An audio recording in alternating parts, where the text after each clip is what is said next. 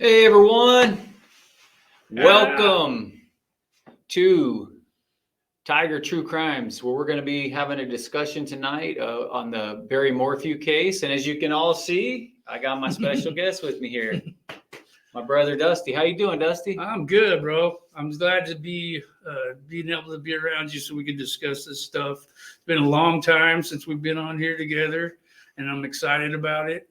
I uh, I noticed we were doing like a trial run. You almost said Draper Brothers, and got me all nostalgic. So Yes, sir. Yep, having you around and hearing your voice and stuff, it just like naturally came out of my mouth, dude. The Draper Brothers reunion. Um, yeah, it's going to be interesting to talk about some of these things that we have listed here on the board today, and I'm interested in hearing some of your insights on some of this stuff. So yeah, we've been chatting about it for a couple of days now, and now we get to actually do a show, and I'm really excited about it. yeah, man, I'm glad to have you, and I know a lot of people that are watching this video are going to be happy to see us doing a show together. So. Yeah. Glad to have you all here. We were going to do it live, but we thought we would just do it this way where we'd pre-record it and post it. But we hope you guys enjoy it. Thank you guys for being our faithful friends and subscribers and followers, whatever you want to call it. We're just so grateful for all you guys who continue to support us. So you have anything else, Dusty, before we get rolling here? No, just for those that don't know, I got a channel still. It's the 321 report. So I took about a 4-month break that I stopped doing the show when Barry got arrested, the actual day he got arrested.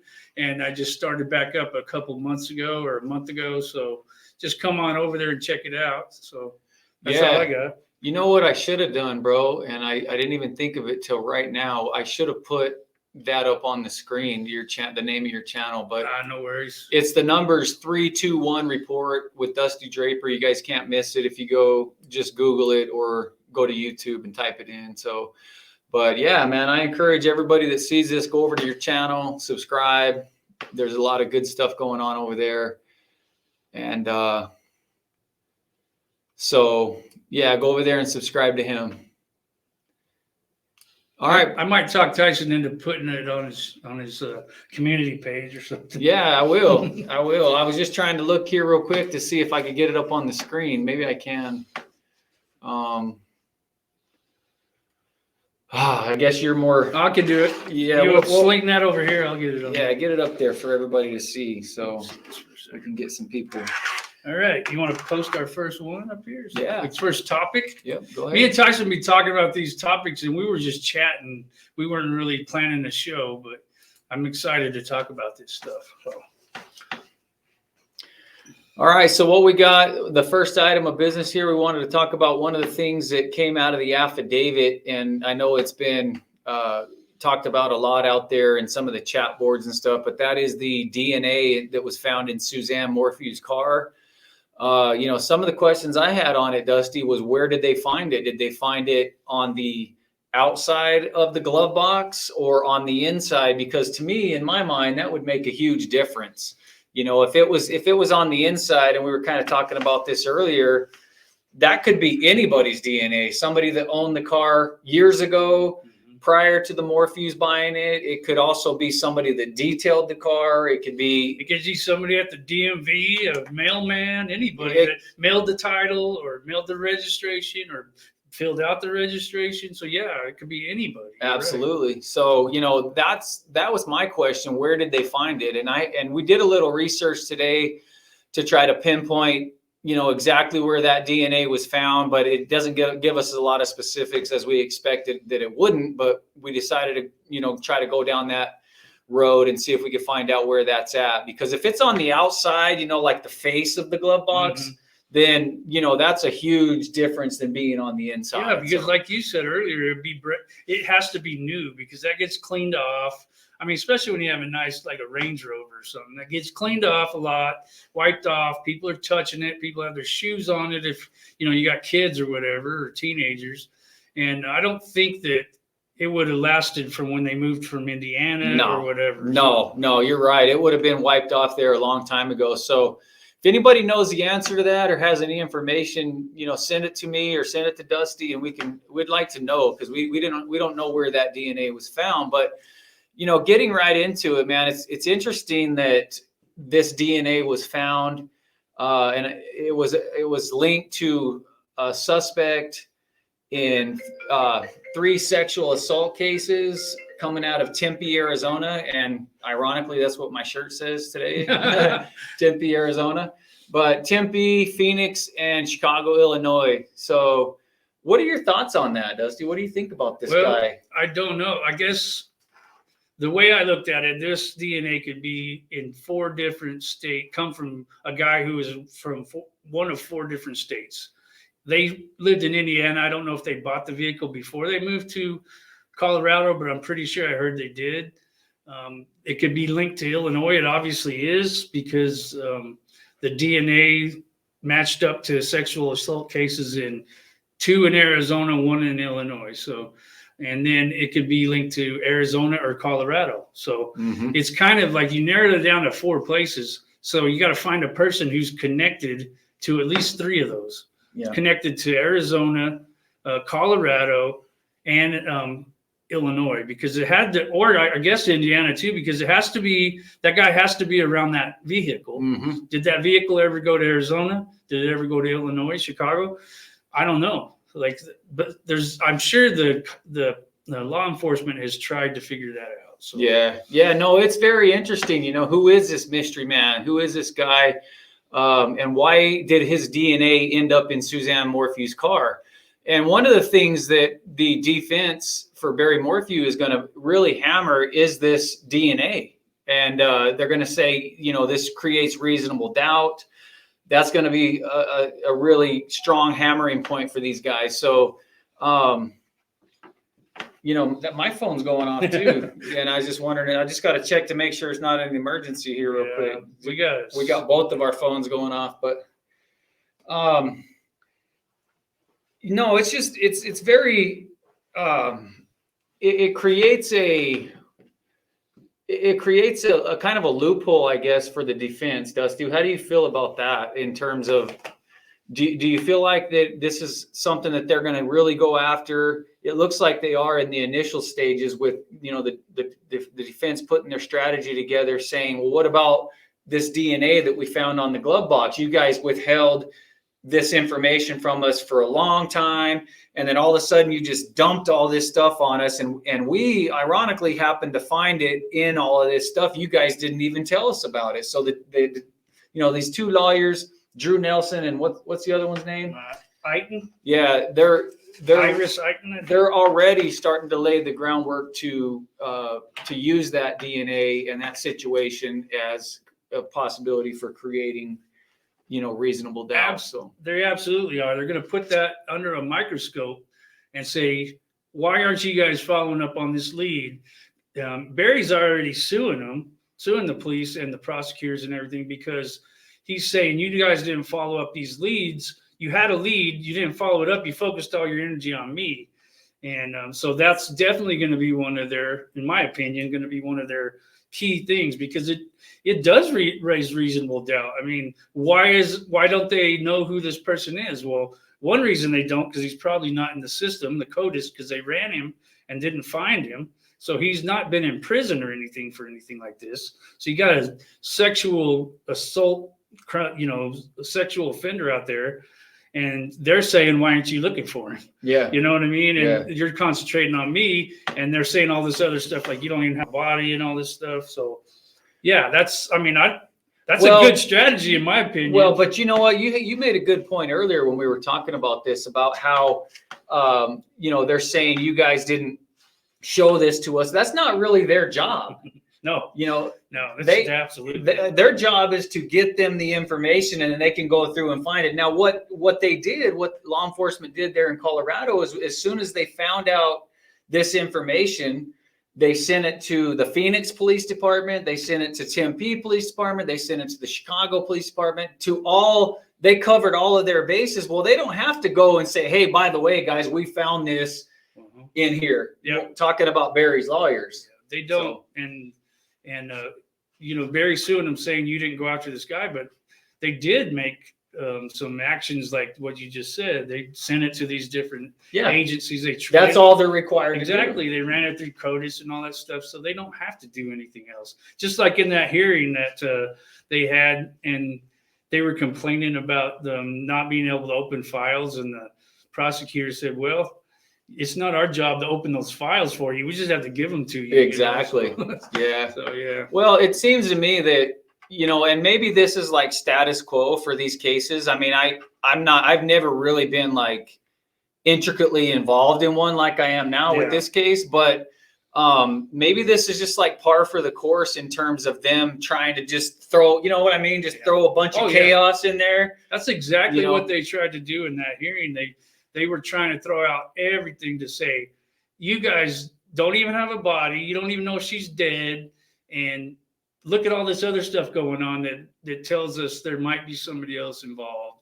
And yeah, they want to create chaos. That's one thing people didn't realize about that hearing. The state didn't have to prove their case in that. They just had to show that there was enough to go to trial for. Yep. That's what I think. They're not going to present everything. No, I think a lot of people, there was, you know, that was a big misconception. Yeah. You know, a lot of people said, well, you know, Barry Morphew's innocent because that's weak. You know, they didn't have anything. Well, what do you think? They're going to come right out of the gate and show all their cards? Yeah, they're different. You know, and that leads us right into, and I know we probably didn't have this up on the board, but I want to mention it real quick, Dusty, is the terabyte of information that they have. Now, in your opinion, because you're a lot more like versed in computers and stuff like that, but what do you think, what is this terabyte of information that they have? Is that just all of everything combined?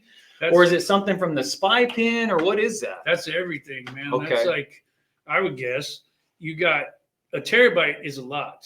Mm-hmm. I worked as a video editor, and we could probably put, I don't know, like, I don't know how many, but there's probably about 100 videos on a terabyte, you know, and that's a lot because those videos weren't that short. But just think of it as 1,000 gigabytes. I mean, a gigabyte is huge.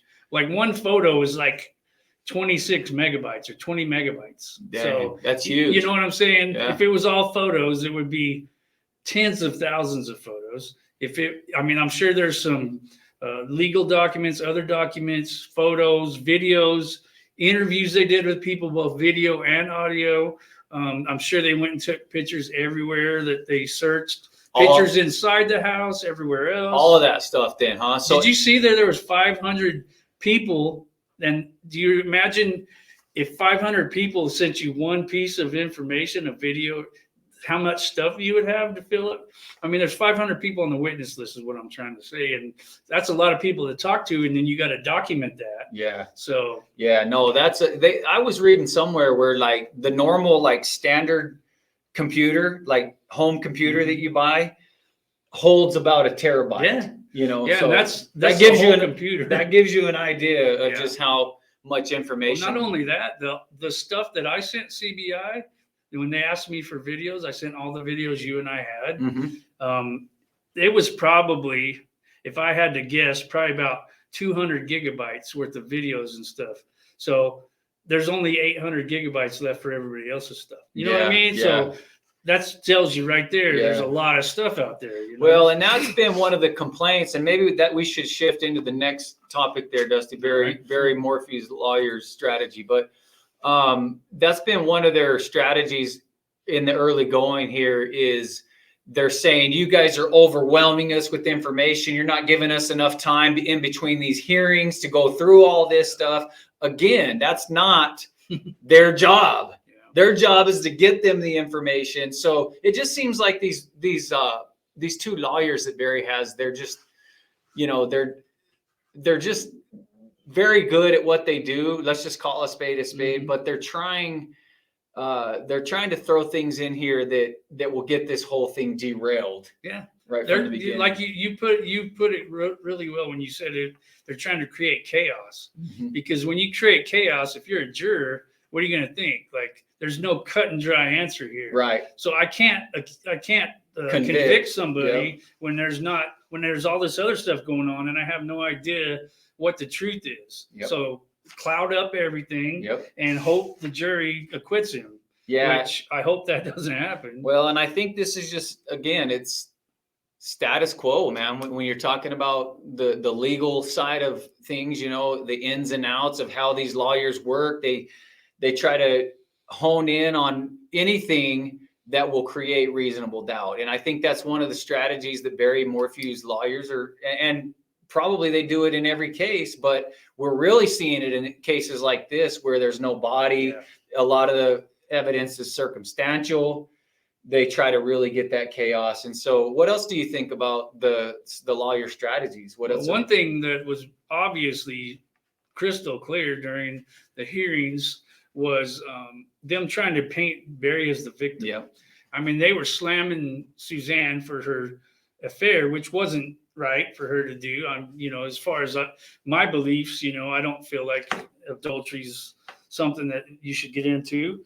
Having said that, you shouldn't be murdered for it either. Right. And so, you know, this isn't like Egypt or the Middle East or something. Yeah. But anyway, I think that they're not just with that, but they've been making him look like a victim in so many ways, you know, like, oh, you've got him sitting in the jail and he doesn't have this and that. Well, that's why you're in jail. Yeah. They take your stuff away from you, you know, like Yep. it's not the Hilton or something.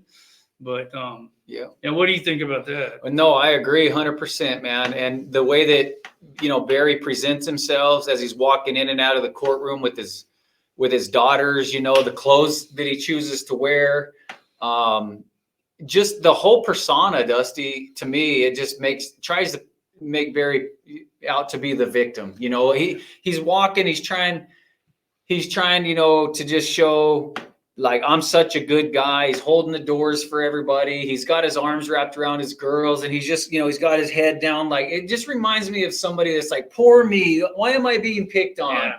You know what I mean? Yeah. Like one thing I noticed was this has to be a strategy by the defense to have those girls constantly hold it, not only supporting him figuratively, but literally, like walking him in, helping him get in the car, like he's some feeble old man or something. It's unbelievable. It's unbelievable. I know, and that's a strategy. It has to be. Yeah. They wouldn't just do that. No, I mean, it's a strategy that the two women lawyers, and I'm sorry, I just don't know their names. And yeah, Nelson and Knighton is okay. Well, the Nielsen. lawyers, they have coached these girls up, and I mean, they're making it so incredibly obvious. And I know this may be something that you wanted to bring up too, Dusty, later, but the girls, you know, it's like they can't walk, you know, have Barry just be 5 or 10 feet from him without them. They're reaching out for him. Or like the other day when one of the girls went to get a mask, you know, she started laughing. I think that's also what they're coaching them up on. Hey guys, look, you know, try to look upbeat, you know, happy, hugging your dad, because it shows support for Barry. And I think they're getting coached on that. Well, it makes me mad, first of all, but I think that I figured out why they're doing it, because the lawyers came out in the hearings and said there was no body. We don't even know if Suzanne's dead. So they're trying to portray, like, why would we be mourning? My mom's not dead. She ran off because she cheated on my dad or something like that, you know? And I don't know if the girls really believe that or if it's just a strategy they're using. I don't even know if that's a strategy, but that's what it looks like to me is going on. These girls cannot be that good of actresses, you know, like they really truly support Barry, at least one of them. I don't know. I'm not sure about the other one, because I haven't really like delved into the girls and their behavior as much as you have, Dusty. But and that, I know that's something we're going to talk about later. But no, I just think that the strategy that they're using is just par for the course. You know, you got in their legal terms, you know, you got circumstantial evidence mostly across the board. I don't know what else. They may have some physical evidence that we don't. They got plenty of it, but not the smoking gun type. Yeah, like a body or something like that. But yeah, the strategy that they're trying to use right now is create havoc and chaos. And so far it hasn't worked. And we're going to keep our fingers crossed that it doesn't. You know, these women, these lawyers have gotten other people off in the state of Colorado. If I remember right, they even worked like on the Chris Watts case and some of these. I know the Patrick Frazee case. They've worked on some of these others, and it's like their same strategy every single time. It's just try to, get in there and create havoc and reasonable doubt. Yeah. So. Yeah, I agree. And there's been a lot of. You want to go to this body language? Yeah, go to the thing? body language. Yeah. So we were talking a lot about Barry's body language. And one thing that stood out to me was 2 pictures, and I'll pull them up real quick. Everybody probably remembers this picture, which I believe was taken in Mexico by one of the girls, one of the daughters. Mm-hmm. So we started talking about, okay, I asked Tyson, what does this picture, because we had talked about it a long time ago, but I want to ask him again, what does this picture say to you? And he said, getting in the way, protective, and what else did you say? Like, just like I'm the man, like I'm the protector. Yeah. Like you're not gonna F with my wife or my family. Like he's the big bad bear type. Okay, yeah.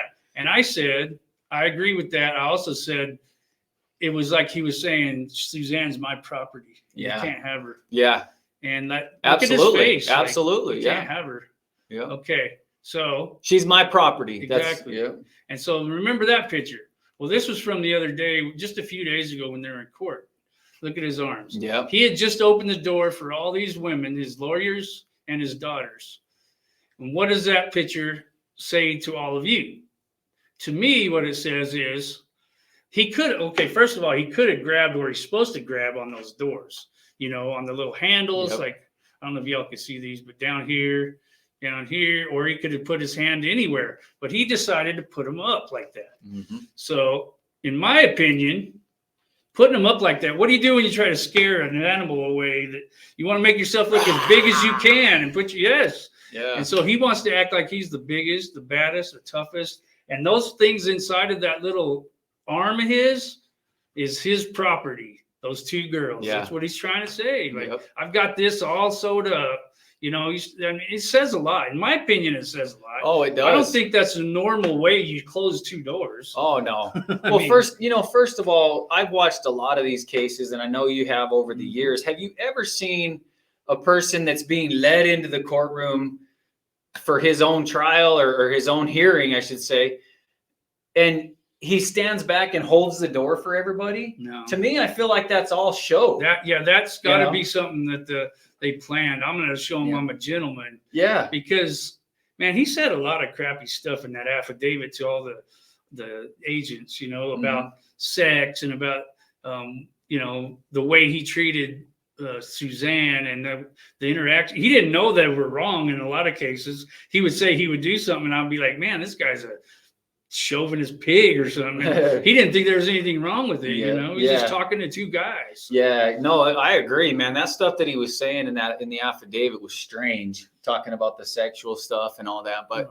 But no, so he held the door, and then this is him coming in, that picture, and I think you hit it on the head, Dusty, where he's saying he's blocking his girls from the world. Yeah, I'm protecting these. I'm the protector. Because they had people out there taking pictures of them, asking them questions. And he's like, you're not getting to them without getting through me. It definitely shows like an interesting insight to his brain and how it works.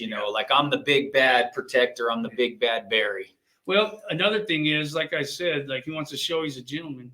What do people who don't usually act like that go to? The first thing is like, I'm gonna hold the door open for somebody. I'm gonna put my coat over a puddle so they go walk. That old stuff out of the movies and stuff. Yep. So that's the only thing you can think of to show that is I'm gonna open the doors. Yeah. And then he does this weird gesture with the arms up in the air. Yeah. It almost looks like Nixon when he was getting on the plane. Yeah. Oh, I'm not a crook. And he's like, I'm not a murderer. And speaking of his body language too, bro, like, don't you find it weird that like every time we see him being shuffled in and out, the smirk on his face and the look, like it's all, and then the girls, I mean, we'll take it a step further, kind of talk about their body language too. Oh, speaking of body language, look at where Barry's looking at his daughter. Yeah. I mean, watch. Boop. Where's his eyes at? He's holding her hand.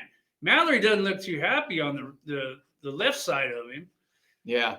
Well, look at those outfits, man, and that handbag and everything.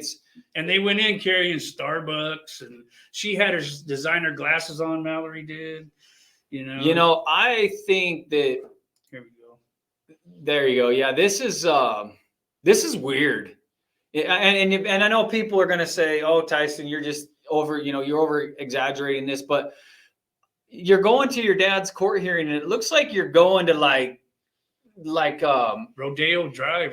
Yeah, and that's what I was gonna say, like in Hollywood somewhere, Well, and then look at him; he looks like he's going to pick corn or something. Yeah, I mean, I don't understand everything. I will tell you this: everything they're doing right now is calculated by the lawyers. There's some reason that they showed up looking like that, and Barry showed up looking like he did. There's some reason they're dressed like that, and he's dressed like that. Because he's wearing cowboy boots, jeans, untucked shirt, not even buttoned up all the way. Yeah. And you just don't go to court like that. Right. You usually see people in a nice suit, Yeah, or in jail stripes or something. Yeah. But, well, some of these other cases where they let there's actually been other cases, and we have one right here in Arizona where the guy was, indicted on first-degree murder of his wife. And it was the same type of thing. It was Doug Grant. I'll just say his name. You guys, they've had a dateline on it. Doug Grant was accused of murdering his wife, Faylene. And they let him out on bail with an ankle monitor, just like Barry. And, every time he went to court, like he was in a suit. He had his hair combed. Well, if you're out on bail, you can do that. They'll even let you do that when you're locked up sometimes if your people bring you. It just depends on the judge. Yeah. But most of the time, they're going to dress in something like you're talking about, Doug Grant dress. Yeah. Nice suit. Well, you want to be your best self in there. Yeah, and I think what their strategy here with having Barry dressed like that and have, him present this body language that we're talking about here and the daughters is they want him to look like just because he's already got this persona of just being a good old boy, like a hardworking, blue collar. I hold the door for everybody. Yeah. I say yes, ma'am, and no, sir, and you know what I'm saying. They just want to really present him as that type of. That's person. A perfect the point you made there because he's probably wanting him to look at him like, oh, he just came from work and he's got to get back to work after this is over. Exactly. Yeah, that's crazy, man. So, the body language is definitely interesting.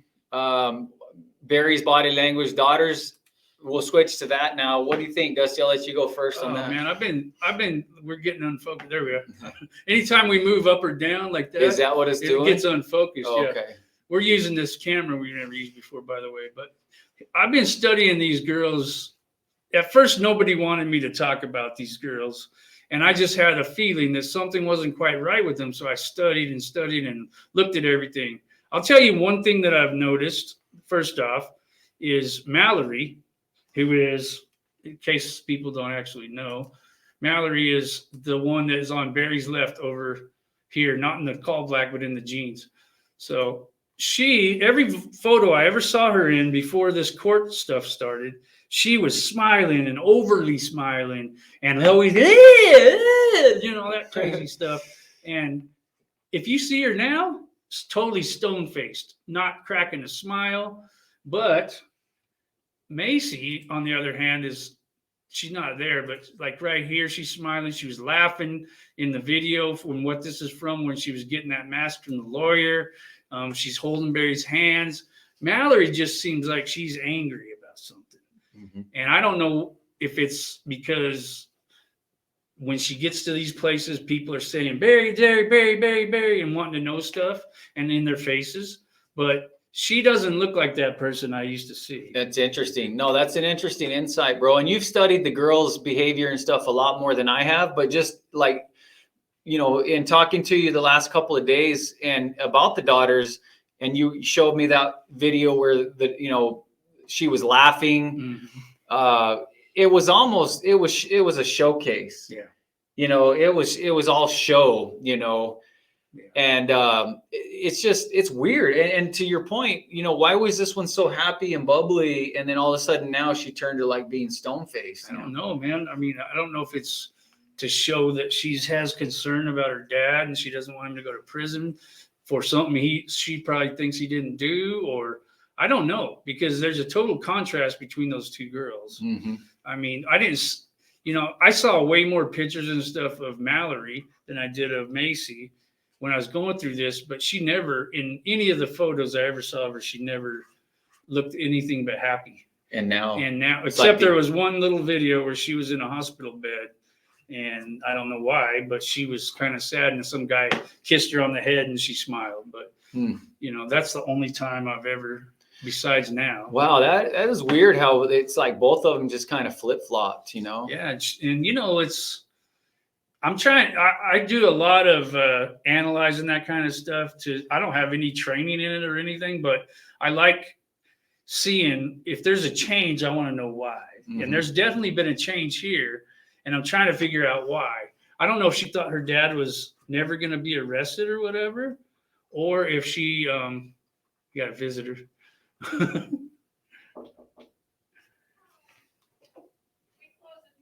Okay, thank you. Close in 20 minutes. Yeah, we're in a library, so she said we close in 20 minutes. Anyway, so where was I? I like to know when people's behavior changes and what causes that. And I don't know if she's never thought Barry would be arrested, and so she was like shocked, and now she's sad that he got arrested or whatever. Yeah, that could be. But I don't know. Like, I don't know if she's finally realizing, hey, my dad might have killed my mom. Yeah, maybe. Because she's not holding his hand. She does do that stuff where she's pushing him and, touching him and all that kind of stuff. I mean, it's almost like she's not doing nearly as much as Macy is. Yeah. Yeah, no, I don't know, man. It could be. I mean, this has got to be on their mind 24/7. I mean, you know, what else would you think about if this has got to be on their mind all the time. And maybe she's starting to crack a little bit and start to think, like, gosh, maybe there is something to this. Well, the good news is they're on the witness list. Yep. Yeah, along with us. I don't know if everybody knew that. Well, that was one of the things I was going to bring up too. Yeah, go ahead. Let's switch it up. I don't know if it's on there on our banners, but I guess you could just hit create. Yeah. Talking about that witness list, Dusty. Now, again, I've never been on a witness list, but I am now on the Barry Morphew case. So are you? Yeah. But is this standard for that many people to be on a witness list like that? To me, it seemed like there was page after page after page. There was. I heard there was like 500 people. 500 people, which that seems like a lot, I don't. Yeah. But I think that what happens is they have to cover all their bases, and if that person's not on the list, then they decide they want to call them, they'd have to go through a bunch of crap to put them on there. So that's pretty like standard quo. Yeah, and that doesn't mean me and you are going on the witness stand. Oh no, I would think that you might because you talked to Barry face to face for you saw him one day. And then the next day you're talking to him. Yeah. And that was, obviously that was something pertinent because the FBI and the CBI asked for them videos on those days. So, they had the one already, but the other one. The other one, yeah. Well, and you never know. I mean, all I can say is, what I saw. And what I saw that day, I've said it a million times, is Barry's demeanor. He looked absolutely distraught, and he was wet and stuff like that. And that is something that the FBI called me about, and they were interested in finding out more about, that day and what exactly happened. So I don't know, man. People ask me if I'm going to be, nobody knows at this point, but I'm willing to give them any information, obviously, that I have that will help, bring about justice. So, yeah, I've been talking to a couple of the agents from the CBI for a good 3 months now. They were looking for that video of yours the day before, and I told them, when they got a hold of me, I said, I got so many videos that nobody's really seen. I mean, there's stuff we didn't even put on our channels. Yeah, and that we don't know what can help because we don't know what they're actually looking exactly. At. So some of that stuff you recorded that could look innocent, it could be a huge case. Right. Like if you went somewhere that they think she might be, and they see something on there that looks weird, they might be like, holy crap, they got video of this at this time. Yeah. Does this look different from when we got video of Yep. it? So I don't know. The only reason I could think that they would put me on the witness list is because I sent them all that video, and I've been up there twice, and I've talked to certain people. Mm-hmm. I've recorded Barry across the street. But I don't know I mean, the videos can speak for themselves, but I'm sure they're just covering their bases. Like if they had to ask me to explain where I was, when I was, whatever. Yep. Yeah. As I was going down through there, I was kind of shocked to see my name and your name, but I don't know why, but so a lot of those names I did not recognize. So I was just wondering if that was status quo.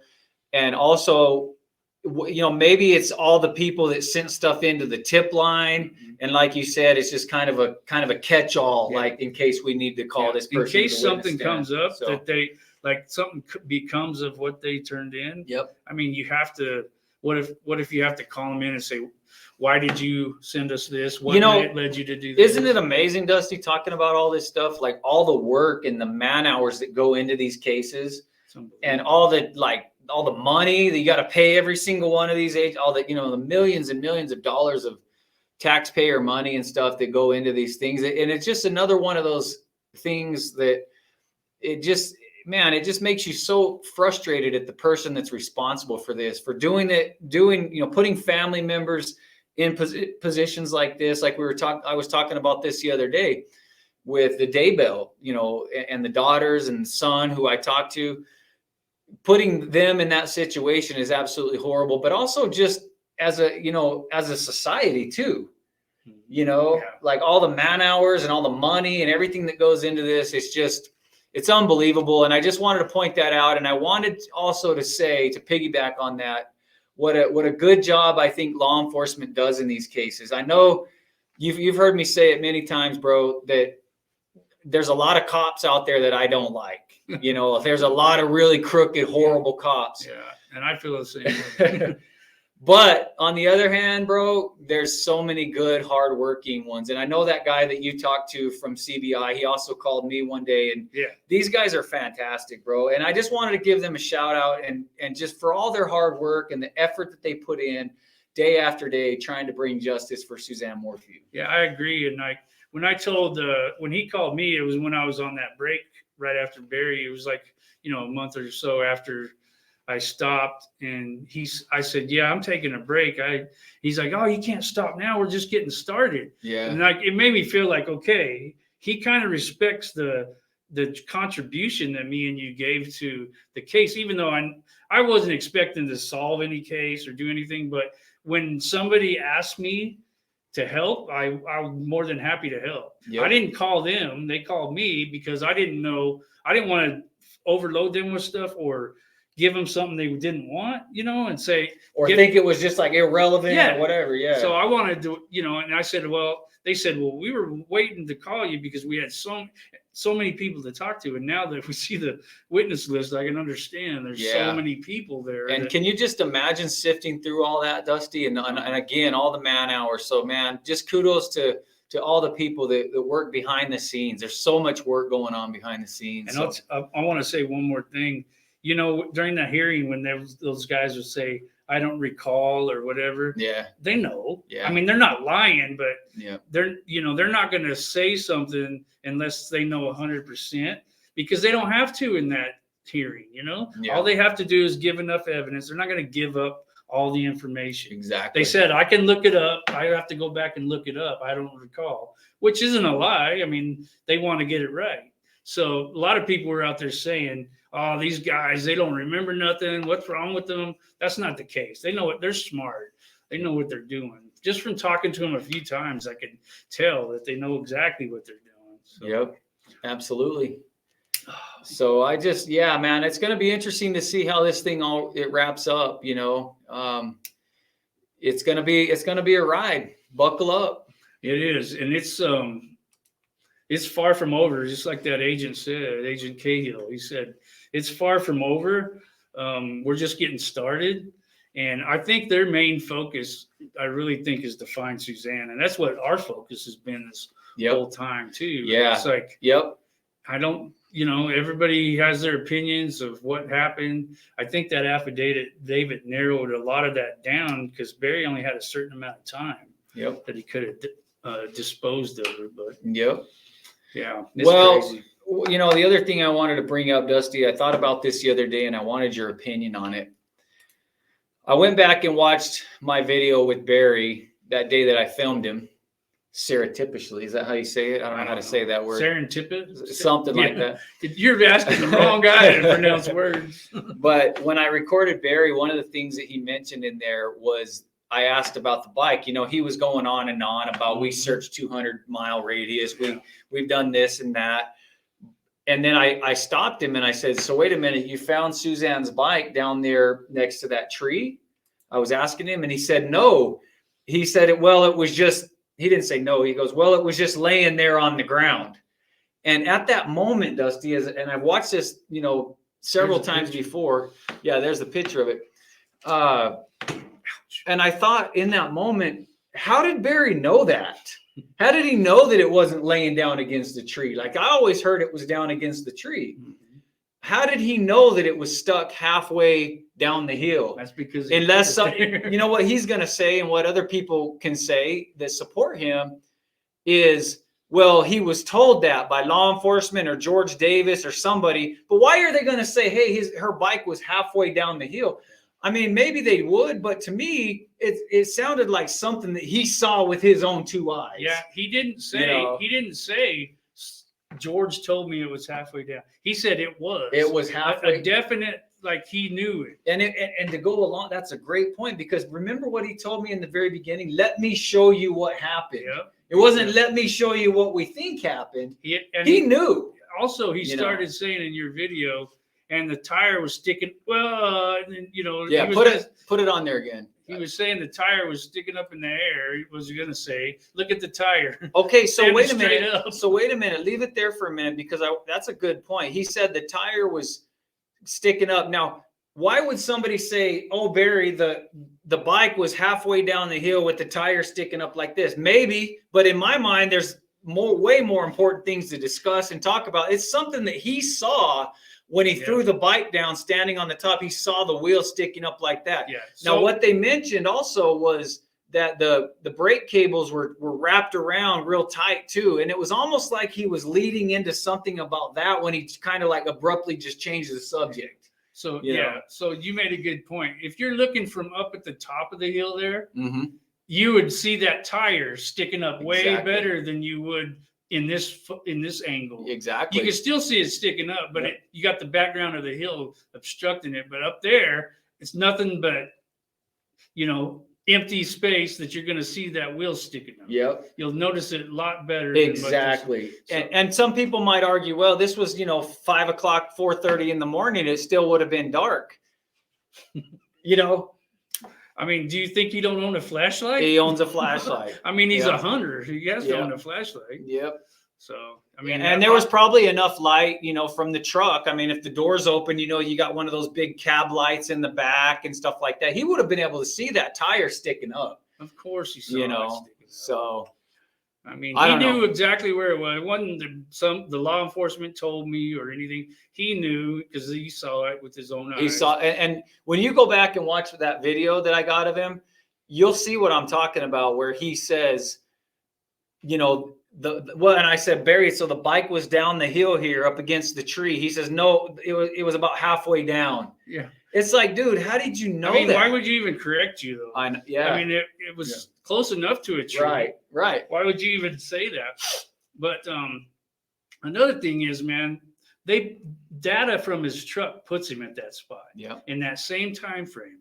So that's really all we need to know. Why was he there? There's no other reason he would stop there besides getting her. I mean, that's a big coincidence. I'm going to stop right here where they found her bike. Yep. I mean, I know they didn't pinpoint it right there, but he was in that area and he did stop. Yeah. So, well, and that's what I told Nancy Grace that when I was on her show, she was asking me about like the location of the bike and stuff. And I said, Nancy, if I were to commit this crime and I was trying to do what I feel like Barry did, and that's dispose of this bike and stage this accident scene, that would be the very spot that I would pick to toss that bike. Because it's right as you come around that last corner and you're just below Highway 50 there, at just enough out of view to where you're comfortable there knowing that there's no video cameras. There's probably nobody that's out doing mountain biking or hiking or anything at that hour in the morning. he just came right around that corner, in my opinion, and chucked it right It was down right the in the hill. back of his truck, I think. Yep. Pulled it out, and then he took the helmet somewhere else. Yep. So, yeah, and I agree because he's driven that road probably thousands of times. Yeah. And he knows exactly where the turns are. And me and you have both driven that road. We could do it twice and tell you exactly where the turns are. Yeah. You could feel it when you're driving a car where somebody might go off a road or something. Yeah. You'd have to be careful if you're riding here. Well, that's why I think he resorted to the mountain lion theory right out of the gate, man, was because I think once it started to sink in a little bit, like the terrain and the location, it wasn't adding up like with physics. Yeah. You know, like there's no way that she came around this corner fast, like you said. First of all, it's physically impossible to come around that corner fast. Yeah. You know, there's no way, unless you're like the Dukes of Hazzard and you pull the e-brake and there's definitely going to be some you're going to see skid marks. You're going to see a wreck because she's going to wreck if she did it. Yeah. And you're going to see blood because she's going to get skinned up.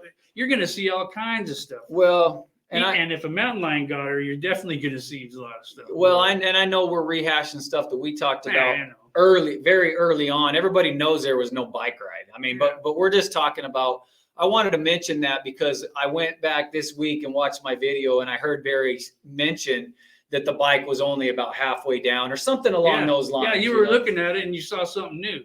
Yeah. I never saw that. I've seen that video probably 100 times and I never noticed that. Honestly, dude, I didn't even know the bike was only halfway down like that until the affidavit came out. I thought it was laying against the tree. That's what I thought too. In fact, you know, when Chappie and I were there and we've done other discussions about this, I always told people that the bike was like smashed up against the tree. I thought it came like ghost riding down and boom. That's probably because that's the way it should have happened if somebody was on the bike. Exactly. But if somebody just tosses it and pushes it, you know, I bet you when we pushed our bikes a million times when we were kids, they go crazy and then they just stop. You know what we used to do when we were kids, man? We'd get on our BMX bikes and we would ghost ride them for like, 20 feet, man, and they'd park themselves sometimes. You know. That's crazy. And they don't do the same thing as if somebody's on them. No, and you know what I think? After viewing that video, I bet you after Barry threw that bike over the hill, he was like, crap, dude. Like that didn't land where I wanted it to or how I wanted it to. What's he going to do? Put his footprints over that's why he just took off, and said, oh, to hell with it. And that's why he knew when he told me, he gave me a very brief but very good description of the bike and how it was arranged, so. That's crazy, man. Yeah, that's just one of the many lies that he's been caught in since this all started, and it's a big one because that sets the stage for there was no bike ride, so why would he lie about that? Yeah. So I mean that right there is enough for me. Absolutely, dude. It opens the door. Well, Dusty, I know we only got about 10 minutes left, but I know you've delved into the Barry's girlfriend topic more than I have. In fact, you've probably delved into a lot of the topics more than I have, and your efforts are greatly appreciated in this case. I know that you do. Well, I mean, this case wouldn't even be where it is, I don't think, without you interviewing him. So I definitely wouldn't have been involved in it if you didn't. If you weren't. Well, one of the things I wanted, and I know you got some knowledge on this, but is the girlfriend? What is it? Shoshona. Yeah, Shoshona. Tell me a little bit about, like, I know there's been a lot of talk, a lot of rumors about them, going and picking up this package at his house. And then it turned into like this whole thing where they were like watching and monitoring and running people out of there. Is there any truth to that? Because when I went there, of course, nobody knew I was there. So they weren't really on the lookout, but it seemed real quiet. What's been happening up there? Okay.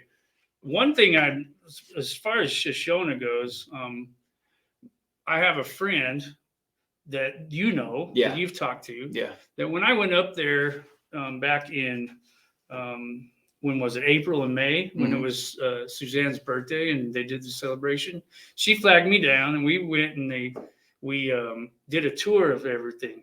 And she lived 2 doors down from Shoshona, right? Mm-hmm. And she saw all these things going on about, Bear. She saw the stuff start to happen. Yeah. She was just kind of quietly watching. Well, there was and there was a lot. Well, she would talk to her about stuff, but she never. Oh, so they were actually like friends and stuff. Yeah. Okay. Yes, they would talk outside their house. Okay. To the point where she said I couldn't get away from her sometimes because she wanted to keep talking to me.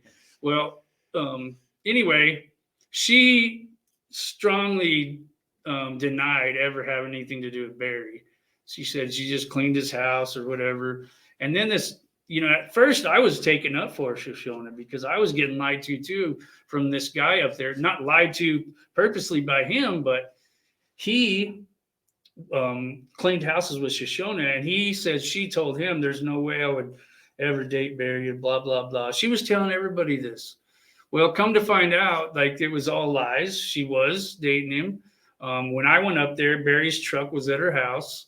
Now you see in the affidavit, they checked into a hotel together. Yeah, and the FBI had the secret camera on the pole. Absolutely. Yeah. And right outside her house, they probably have me on camera sitting outside there filming her house. They're like, who's this guy? Yeah. And anyway, so to say all that, something's wrong with that lady. And I don't know why she would put herself in the situation to go pick up a package other than Barry told her to do that. I don't have any idea what's in that package. I would love to know. I made joke videos about it and stuff, but she's got, from what her friend told me, she's got serious man issues to where she's always had trouble with men. That was all they ever talked about. So her complaining about this or that, but anyway, I think that what happened now is she's feeling feelings for Barry or whatever, she's in love with him or whatever. And she's doing anything he asks her to do. Mm-hmm. She's a puppet now. Mm-hmm. And that's my feelings about it. I do know that there's a lot more gates and stuff there now than there was the first time I went. Oh, yeah. There's steel gates on both sides. Yeah. Yeah. That's a topic that I brought, Terry, when Terry came on my show, we were talking about those gates and some of the post holes. But do you think in all of your studies, and I know this is a question that you probably don't know, but I want to put it out there just for people to think about, food for thought. Do you think that Barry was involved with this Shoshona prior to Suzanne's missing, or is this whole thing about them meeting at the trash can legit? Okay. I keep going back and forth with this because I've heard a lot of things. One thing I heard was Shoshona's daughter stayed in an Airbnb on Puma Path that Saturday night before Suzanne went missing. Mm-hmm. That's a weird coincidence. That is. Another coincidence is Shoshona's ex-boyfriend, Francis Bach, went on TV. Sebastian's brother? Yeah, Sebastian Bach's brother, Francis. Hey, Francis. His little brother. So anyway, he was on TV saying that he was riding his bike. Pee-wee. Yeah, he was riding his bike in the same spot Suzanne went missing, the same day Suzanne went missing, really? And saw a suspicious vehicle. Oh, wow. What a coincidence. Yeah, what a coincidence. And then Shoshona is hooked up with Barry, and supposedly she cleaned Barry's house after this all went down, after the FBI turned it back over. Wow. And that you brought up the fact that sounded like what's his name? Crystal Kinney. Yeah. And Patrick Frazee. Mm-hmm. Absolutely. That's the main reason why I wanted to ask you this question and get it on video, is because it sounded a lot like that. And I don't know Shoshona that well. I haven't really researched her the way that some people have, but I kind of get that vibe from her. Like Barry's got her under his spell the way that Patrick Frazee had Crystal Kinney under his. Yeah. And it's a weird, dude, when you can convince a woman to come clean up brain matter, blood. Unbelievable. Who's going to do that, Well, brother? let me give you another example of how he probably got her to do something like that. And we're running out of time, but I just want to say this. When I was at Suzanne's birthday celebration thing, I was flying my drone out there, and what do I see? I see Shoshona in her car watching. Why do you think she was there? Do you think she wanted to go there? I think Barry said, hey, go to this thing, just check it out, see who's there, see what they're doing. You know what I mean? Yeah. I mean, she was blatantly obvious there. Lauren Sharp is the one that pointed her out to me. I was like, I got her on video, but I don't know who that was. Well, and she said, that's Shoshona over there. Absolutely, dude. Barry has that. That's his MO, man. He has control over like his workers. Remember when Andy came out, we did the search, and like we had all these rumors and stuff running rampant of how like there was this guy on a bike, like a hunting bike that actually had a motor and all this and that. He was dressed. you know, it was all weird, dude. Yeah. And it's not like an isolated thing. It's like this is happening with Shoshona. Or- It's happening with other people. Like we don't know if it was Trevor Noel or who it was, or some of. But Barry, well, like Morgan Gentile said, those two guys came and harassed her about the yeah, money and said it looked like hush hush money. yeah, Well, he had to get somebody to do that. exactly. And Barry, it was George and Trevor, as far as we know. Yep, and Barry. That's what I'm saying is he always has these little minions doing his work. And man. Shoshona better watch out, because if they break up, he's going to be saying, "Well, she's just a meth head. Yeah, She's just a whore." Yeah, yeah. Just like he threw those workers Like under the old bus. Puck and them. Yeah, Jeffrey Puck. I like old Puck. Oh, Puck. I wanted to find him when I went up there this last time. I wanted to visit with him. I like that dude. He's pretty cool. Well, we better wrap it up, huh, bro? Yeah, let's wrap it Kick up. us out of here. But before we do, Dusty, hand me that mouse. I want to do one more thing here for everybody. I'm going to go in here and I'm going to create a banner. And I'm going to put Dusty's channel on here. It is the 321 report. Yeah, that's because people are going to get their, the 321 report. Okay. Not hard to find. You'll find it if you look at it. Where is it? Yeah, you got to click on that thing up there now. With Add the banner? Yeah, and then add, and then click. Oh, yeah, show. Yeah. All right, there it is, everyone. Dusty Draper. Thanks, brother. My bro right here. 321 report. It's good having a little reunion. I wrote right here the Draper brother reunion episode. Heck yeah, man. Yeah, it was fun. So go over to Dusty's channel. Everybody subscribe. Show him some love. And as always, guys, it's great talking to you. I hope you guys enjoyed this discussion.